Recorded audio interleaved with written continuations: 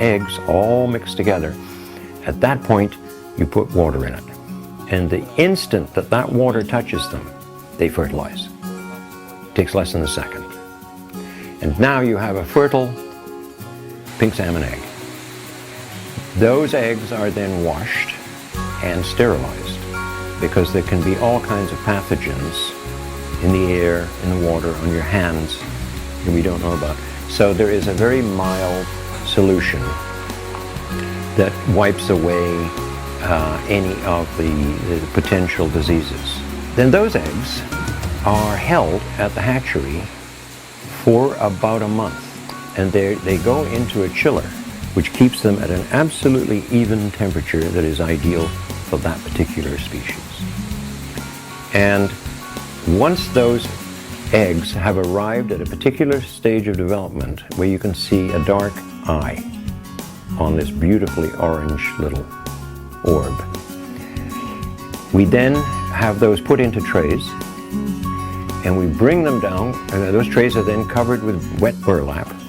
We drive like mad from the hatchery to our incubator, and we then have all the trays set out in our own incubator, with the river water being funneled through intakes and pipes and valves, and going through a filter system that keeps all the mud and all the particulate out. And then these trays have 1 million pink salmon eggs in them, and the water flows over them so that the oxygen is even at all places. Now, thankfully, Nile Creek happens to have the best water going anywhere. You could not get better. The quality of the water, the mineralization of the water, and the temperature. And temperature is absolutely vital. Pink salmon require very, very cold water. And what we have found is that our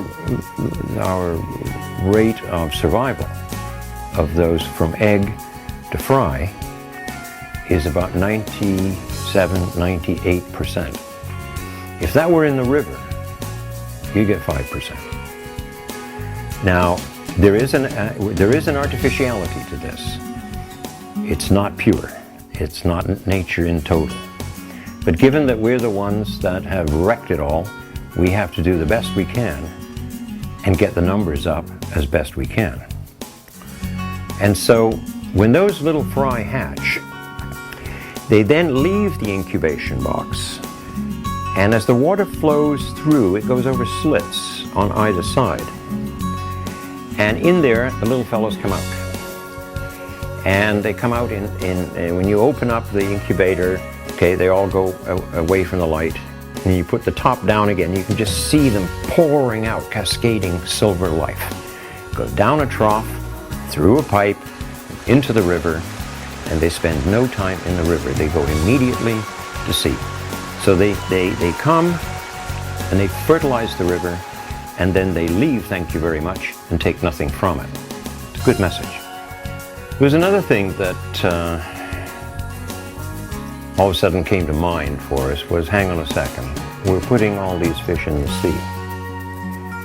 Where is their home? When they're very, very small. I mean, these are very tiny fish. And they go out in the sea, the kelp beds and the eelgrass beds, they're not there anymore. Basically, the reason why we restored the kelp was for the habitat, particularly for the salmon, as it's a protected area for the salmon when they return to spawn. And they do use it to a small extent when they first come out from the river, when they spend time in the area prior to leaving for the 2 years for their return. But generally speaking, it's the habitat for salmon when it comes back is for protection. They can get into the kelp, they can use it for food, and they use it for protection against seals and other predators. The other aspects of kelp that are very beneficial is that it has a habitat for a huge myriad of organisms. It's actually likened to the rainforest of the sea. In the process of planting the kelp, we took netting and got various members of our group, plus some student volunteers from Ellis Vito College, to come up, and we put the rocks in the bags and created then wove the spores, the seeded lines that now had very microscopic plants on them, onto the sides of each of the bags.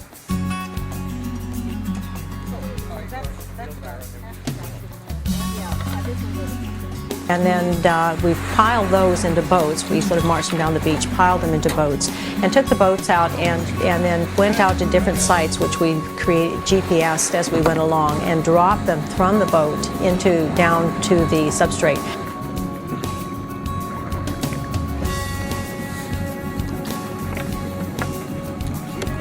We had to go far enough out that at low tide it would be at least 1 meter in depth at the lowest tide. So we had to make sure we went beyond that site. So that's where we actually planted the sites.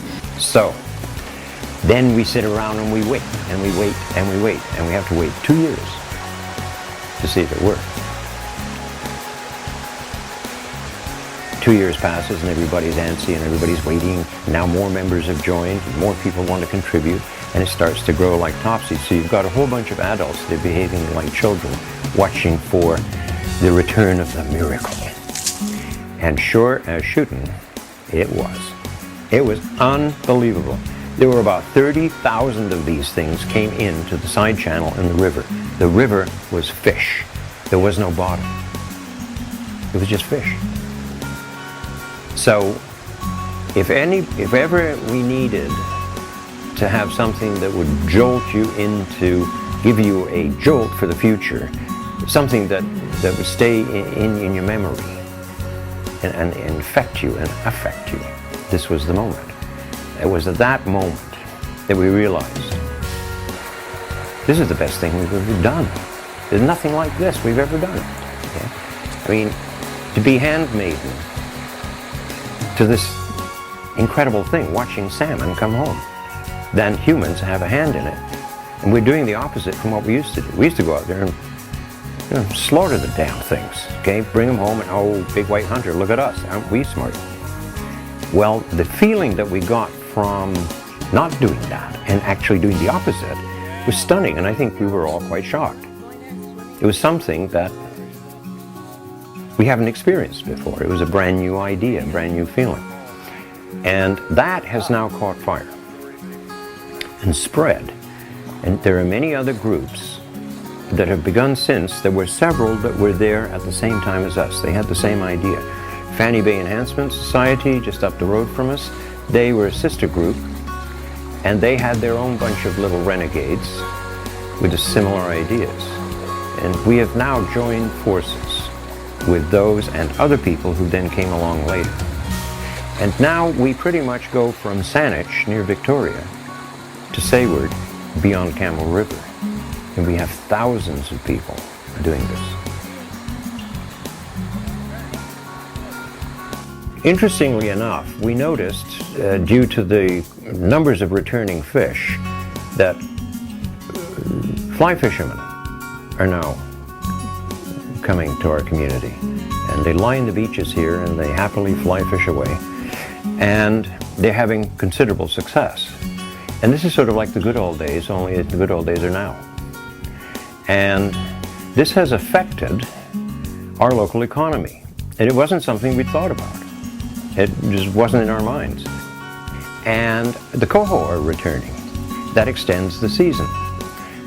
Our cutthroat trout program, which we now work with a number of other groups, World Fisheries Trust and Royal Roads University, Vancouver Island University, Trout Unlimited Canada, and so on and on. Many, many groups have joined us.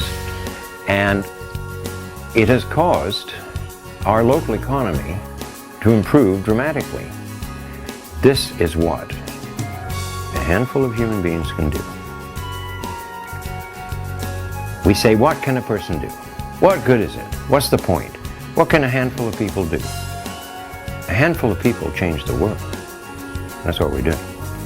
Now, if we only realize that every day we get up in the morning, we change the world anyway.